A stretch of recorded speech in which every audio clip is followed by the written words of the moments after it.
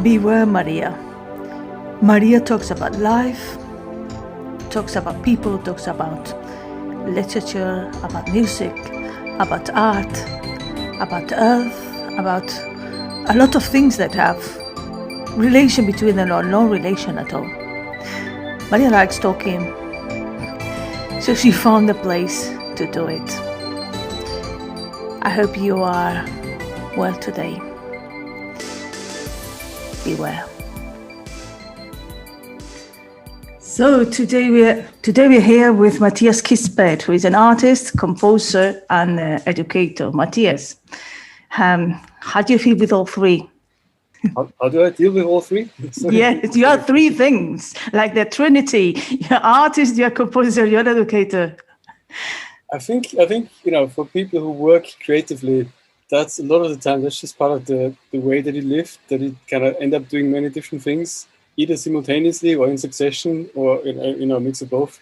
I think in part that comes from just having curiosity, and trying, like having just a thing for discovering, learning things, trying out things. Part also is necessity of like having different sources of income. So I think it might sound like a lot, but I think for quite a few people that's actually the way they live. Yeah, absolutely. And I think curiosity is a mobile that moves many artists to do many things, many different things across their lives, and different disciplines, and of course to want to teach it. And curiosity took me to get to know Matthias, and curiosity took me to get to know his music. Maybe you have some curiosity now to know what is that sound in the background that is there, and I have to tell you that I can't get rid of it. It is dogs. So when I speak, there's going to be dogs paws around because I'm looking after the dogs of a friend these days. So yes, I think I'd really like to start to play some of the music so we can talk about it, and yes, just to start to unveiling some of the mysteries direct. What can you tell us about the title of the piece? It's called Latitude. Yeah, I mean this project has got a bit of a long history, and the things that are being played today, they span quite a long time period as well. So this project started in 2005, and it was me working as part of a media art collective called Diffuse. And at the time, there was a project by the British Council and the Arts Council in England, inviting artists from England to China and Chinese artists to England as well, as a sort of exchange program. So we participated in that, and we spent some 2.5 months in China, working with local artists in 3 different cities to sort of document the urban change. And there was a time when cities were changing incredibly fast in China. So we were there with cameras and me with sound recording equipment. Let me see if I understand that. You said you were in China. Yes. Matthias, what is your instrument? What's your main instrument? It's the computer, really. Okay, technology music. You were in China with your computer. How come suddenly you are in China? That was like a residency project, and the sort of artist exchange project that was based on artists from the UK traveling to China and Chinese artists traveling to the UK, mostly just to kind of make connections and also to work together to kind of start projects. So we visited 3 different cities, which were Shanghai, Guangzhou, and Chongqing, and met local artists there who were working either with video or sound or similar field, and just kind of explored the cities there, like how they were changing and what that says about broader social changes. The changes in the city, you say? Yes. What do you mean with the changes in the city? The changes in the city over a day, the changes in the city over a period of time? Yeah, over a period of time, because at the time, there was around 2005, there were huge transformations going on. Like, you'd have like streets being torn down, and within the space of a month or two, there'll be an entirely new set of buildings there. Like, there was just incredibly fast kind of a building boom, which also meant that a lot of the old urban infrastructure was kind of disappearing. Okay, so yeah, I wanted to be that you tell me like someone who knows very little about China. So you were in China and there was a building boom, and you were trying to illustrate with the music how fast the town. It was a sort of longer story, because basically that project kind of we worked there with a number of different artists and created a video installation that contained pieces by many different artists, kind of working. Some of them working with our footage, some of them working with their own footage. That was all broadly kind of related to this question of China's urbanization and what because at the time there was all this talk about China being this sort of emerging new global superpower, which kind of has happened now, but back then it was a sort of emerging thing. And so that was the first project, and then later we had all this material still, and we thought, well, Diffuse always the group comes from live audiovisual performance or VJing. So the idea was, okay, we have all this footage, so why don't we do what we sort of have always done, which is apart from making a video installation that we can do to different galleries, also make a performance that we can show in digital art festivals, concert halls, cinemas, etc., etc. So the music, his music is from this performance. So it has also been made from field recordings, and some of it sounds quite abstract and quite rhythmical. But I've spent quite a lot of time recording. I don't know if you know this pickup coils with which you can record electromagnetic interference. Electromagnetic interference. Yeah. From the floor, from the earth, you mean? You can.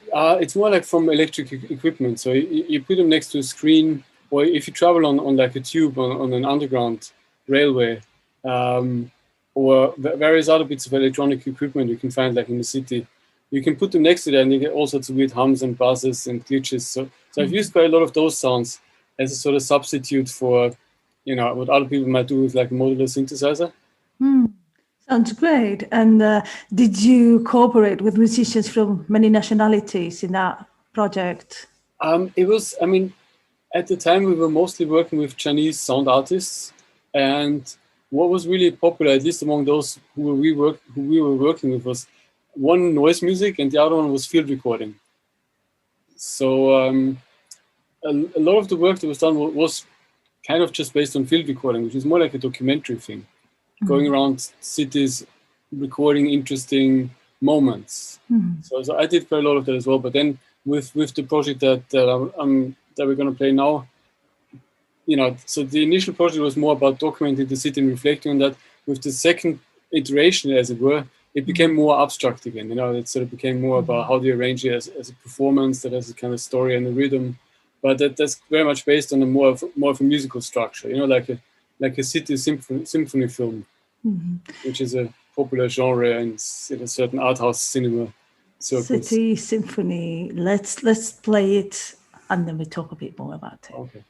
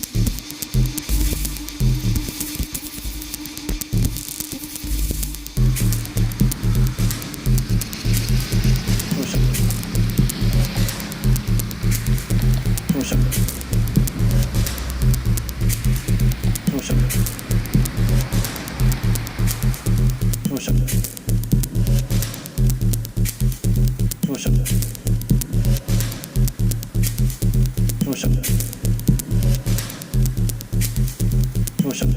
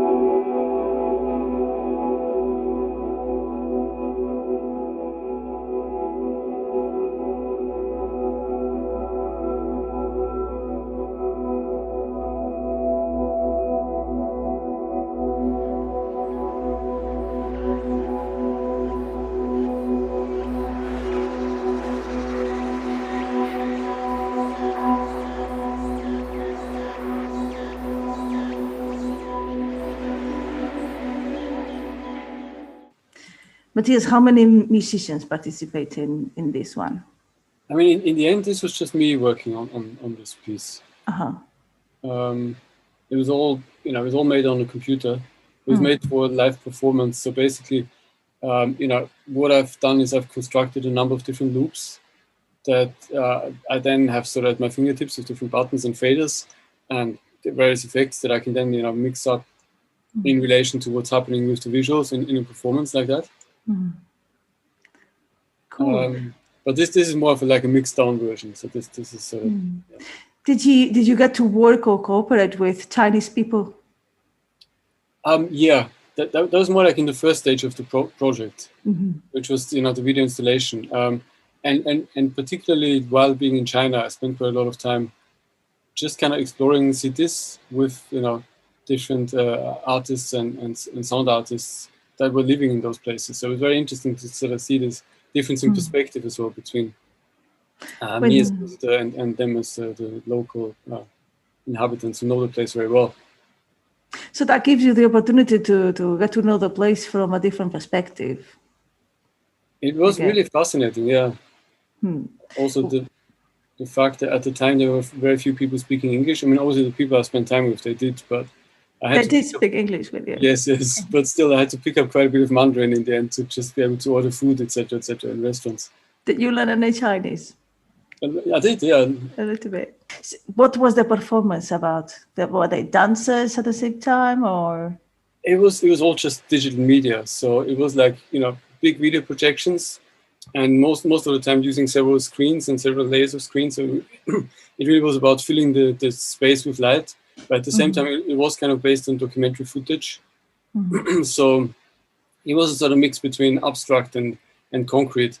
And then the music was quite abstract, as you could hear. It was just. How did you get to make this type of music? How did you arrive to it? I was initially when I started sort of being interested in electronic music, there was the sort of early-ish days of dance music, techno and drum and bass, and I was quite obsessed with drum and bass for a while.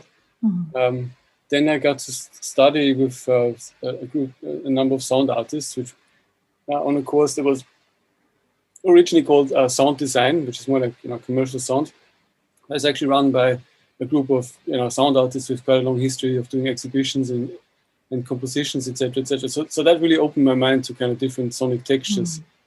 And at the time when I was working on this type of music, I was quite obsessed with, quite listening as a reference to a lot of sort of electronic minimalists, such as Carsten Nicolai or Ryoji Ikeda, who do this sort of very minimal electronic music.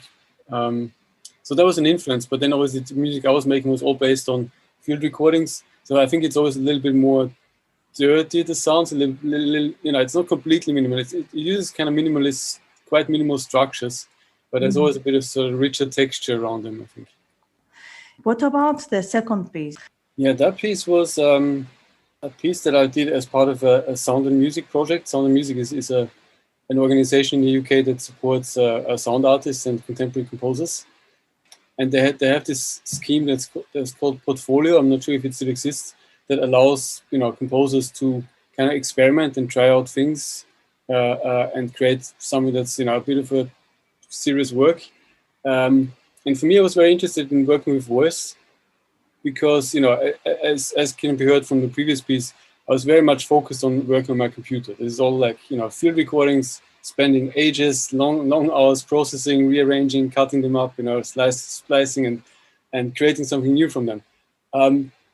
And in the end, I thought like, well, you know, it feels a bit disembodied. I wanted to do something that's, you know, brings in the bodily presence, which the voice has, you know, completely. And there was actually a call out for a performance for a very specific event, which is called Wet Sounds, which is organized by a sound artist called Joel Cahen. And this is like a tour of concerts in swimming pools. In swimming pools? Yes. How cool. And he has a set of underwater speakers. So basically, when you're above water, there's like sound in this, you know, in the pool area, like, you know, the above water area. But there's also, if you dive down under the water, you can hear music. So I actually composed this piece specifically for one of those events with 7 singers. And for me, I'm always interested in kind of, you know, the question of how art relates to, you know, society in a broader sense. And this piece was kind of created not long after, well, a couple of years after 2008, the financial crash. And I was very interested in kind of finance as something that, you know, that's based around liquidity, around being able to kind of transfer large sums of money, like without any friction instantly. But then there's also this concept of libidinal economy from psychology, which is kind of a way of looking at psychology as something that's, you know, as flows rather than thinking about, you know, symbols, for example.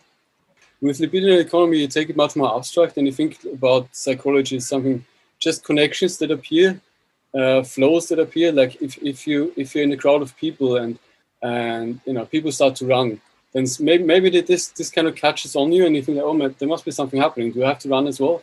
Or if you're in a stadium, you know, that's a very good example of how this kind of emotions just flow between people, because people start singing together and there's no one telling you to. It just kind of happens. People getting synchronized together to do something, like the birds when they're flying and they synchronize to two figures in the air. Yeah. Okay. And this is one other, you know, this is a kind of different way of understanding psychology and why people do things. It kind of goes back to Spinoza, the philosopher, who talked about affects as I mean, he has this famous quote where he says, and this is all gendered, like they used to write back then, men think they know the reasons for their actions, which consists in this, that they know what they're doing, but they don't know why they're doing it. Yeah. And what he's saying is that, you know, every decision that you make is already kind of coming from different things that have affected you, that are sort of, you know, stored within yourself, within your body, which is, you know, the past or the people around you. So it's never just this kind of, you're this isolated unit, but you always open out, you know, to the world around you. And whatever you do and whatever you think is kind of not just you as an isolated thing, but something that comes, you know, that is connected to everything else. Yeah, absolutely. I think is also a way of thinking about libidinal economy. If you think about economy as something that's about flows, you know, and how things connect. So that's maybe an explanation. So you have explained it very well. I mean, I was not familiar to the term. I heard it before, I had read it before, but not fully familiar with it. But yes, I've always thought that we are social and we work in the context of this social frame in which we do things. And I think if you work on like group singing or therapeutic singing, this very much comes to the forefront, right? Because it just carries people along once they sort of connect to the group performance. Matthias, a bit more about the piece and then we play it. You did the text, or is it a text from something? The text is sort of, it's kind of a collage of different bits and pieces. Some of it I wrote myself, some of it I've taken from, you know, various texts. So I was kind of trying to, you know, also use this idea of the performance being in a swimming pool to reflect on like liquidity and how the sort of psychological processes that undergird the financial system as well. And also how, you know, how to some extent financial flows mirror libidinal flows potentially. I mean, it is sort of abstract, but, you know, I think there's something there. So, you know, there's talk about the whole world is nothing more than a flow chart for capital. don't remember where I picked it up, but that's from some financial text, obviously. Okay, so let's go for it. Let's hear Dark Pool.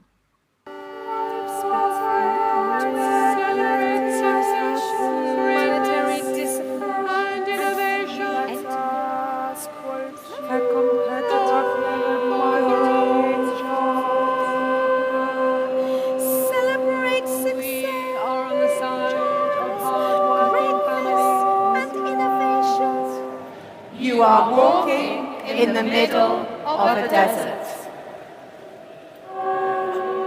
You are thirsty. I am thirsty. In the distance, you see water. But this is not really water. It is a mirage. It is a mirage. There's a guide with you who tells you, look, this is not really water.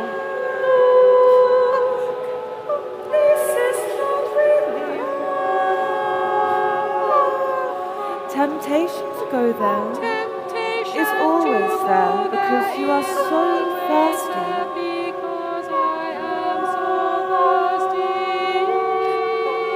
Put an effort into contemplating that what you see is not what it is. It is a continuous set of movements. It exists and then it disappears and it reappears as another thing that you count again. You have taken time off from your job at an investment bank.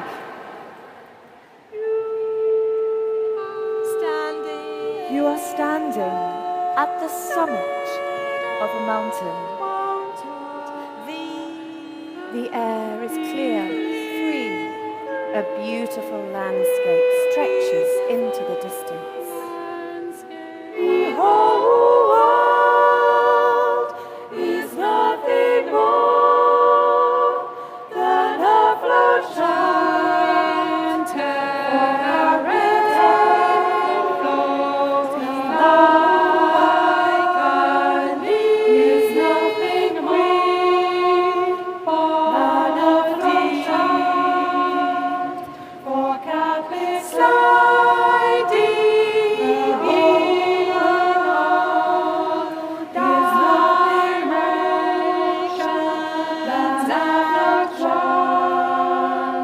for Catholic those who organize the world, organize both suffering and an aesthetic for dealing with suffering. Mostly like mediocre between the gratification opinions of the masses and the traumatic prospect of democracy. Dark pools of liquidity minimized information leakage and realized effective executions. And just to finish for today, we got superconductor.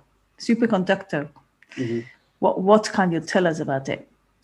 Well, okay, so in a way, these three projects span quite a long arc of time, as I said, and they show quite different developments in my practice. So the latest one, superconductor, is actually that's kind of come out of a practice-based PhD in art that I've just pretty much completed. And with that, I've actually sort of moved out from just working with sound as my main medium, but there's still some pieces that very much are focused on sound. But the main question for me was to kind of think about what artistic practice can say about certain social issues or class issues in particular, because I was looking at precarious work and digital platforms, which is generally called the gig economy, which is where people get like single jobs on their mobile phones or on their computers and then get paid, a little bit and then need to chase for the next job. So it's, companies like Uber and Deliveroo are the most well-known ones. And for me, the question was, well, first of all, the question was, how can as an artist, how can you actually represent this sort of work? But then that question moved more into also like, what can I do to be, to act in solidarity with workers in this kind of situation? And the project that I'm going to play now, which is more like maybe more an answer to the first question. So basically, Superconductor is then what I've created as part of my PhD research as a sort of fictional research institute that creates research around gig economy work through artistic means. So there is a website for Superconductor. There's a website for superconductors. Yeah. Can you tell us? Is that something we can visit? It's superconductor.org, even though I had to cut out one letter, just to get a website name. It's very common anyway. Okay. So Superconductor, the last O is gone. So it's superconductor.org. Superconductor. Okay. Yeah, that's it. Yeah. So you can find a couple of projects on there, and I still need to upload some texts, etc., etc. And the one we're going to play now is called Workers Laughing Alone for Money. Workers Laughing, yeah. And this is quite a specific process. So for this, I've used a process that is generally called delegated performance in art speak, which is basically where as an artist you pay other people to perform for you. And most of the time, these other people are also in a specific kind of socio-economic position. So it's kind of related, they perform themselves as particularly individuals with a particular identity, as it were. So for this project, I've used one of these online platforms where you can hire people to do click work. They're not particularly used by the general public, but there's quite a few companies that use. I mean, the most famous one of those is called Amazon Mechanical Turk, and that's run by Amazon. And it's used, for example, for preparing images for artificial intelligence systems. So in order to train an artificial intelligence system to recognize a person in an image, for example, you need to feed it millions of images that have the person like outlined in the image. And someone needs to actually sit there and go through these millions of images and draw a line around the person. So there are online platforms where these kind of jobs are dished out to people like randomly across the world. And you get paid a few cents per job, basically. Oh dear. So you have to do tons and tons. Yeah, you just have to kind of chase them. Most of the time, the hourly earnings are really poor on these platforms. And there's always no minimum wage guarantee at all. And you have no legal rights because legally you're just a subcontractor, like a self-employed person. From the way these platforms are set up. So I've used one of those platforms. I have used Amazon Mechanical Turk, but I actually got banned from there. How did you manage to contact the people? That's basically, I've used one of those platforms to post a job.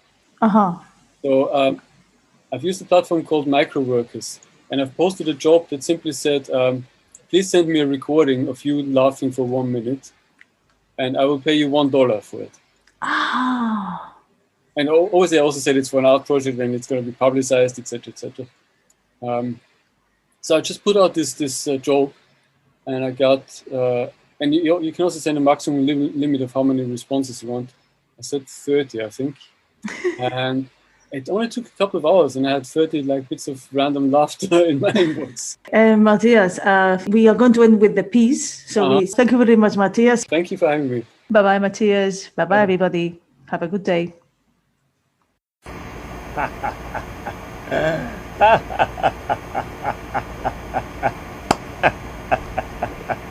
Wow.